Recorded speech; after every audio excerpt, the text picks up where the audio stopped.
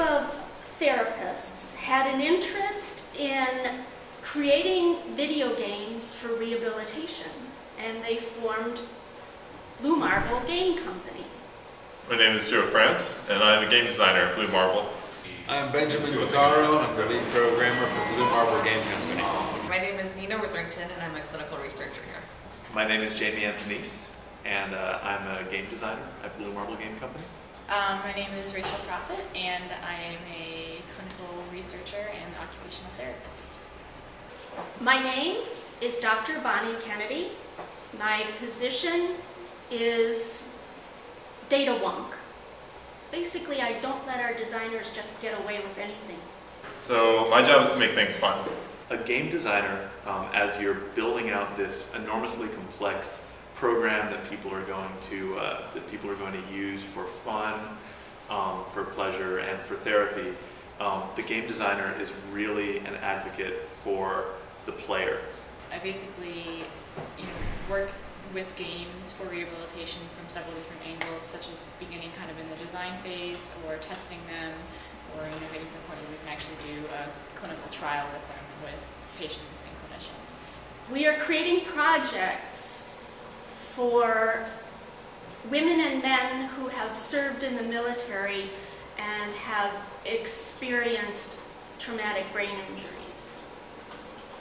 So these are games for both physical and cognitive therapy to help people recover from injuries or help them adapt to new modes of life and to do it in a way that's actually fun. So the games we make are not only fun and enjoyable, but they also measure different things that we might want to know as a clinician.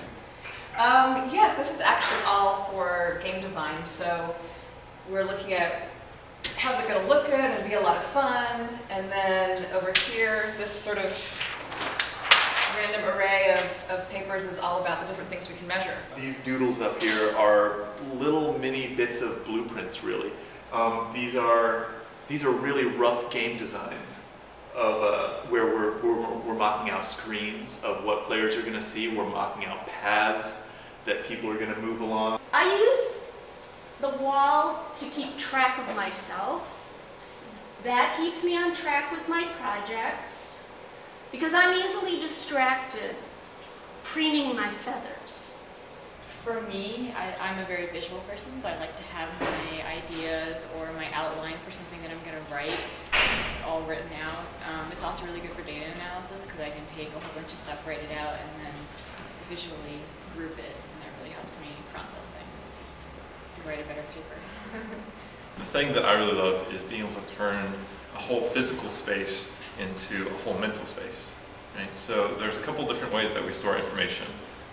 And only part of it is information in our heads. I come from a little bit of an ergonomics background, and part of it is information in the world. And so by expanding the amount of information that you can record in the world, you're actually expanding your mental capacity as well. And that's what I see Idea Paint brings to the table, or to the walls. If I was to cover maybe not just the wall, but my desk as well with Idea Paint, I could really, the second I had an idea, I could really take that dry erase, start doodling a little extra diagram or something like that, and refer to that right with my computer when I was done. Wipe it, capture it somehow if I want to, but wipe it away, and yeah, I think it would be really cool. Throw that Idea Paint right on my desk.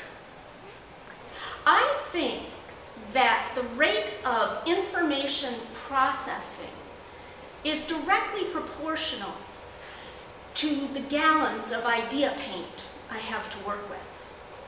Without it, I could not preen my feathers. I'd paint the world.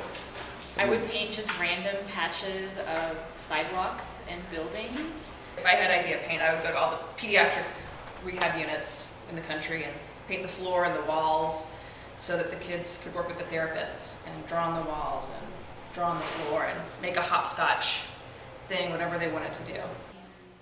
What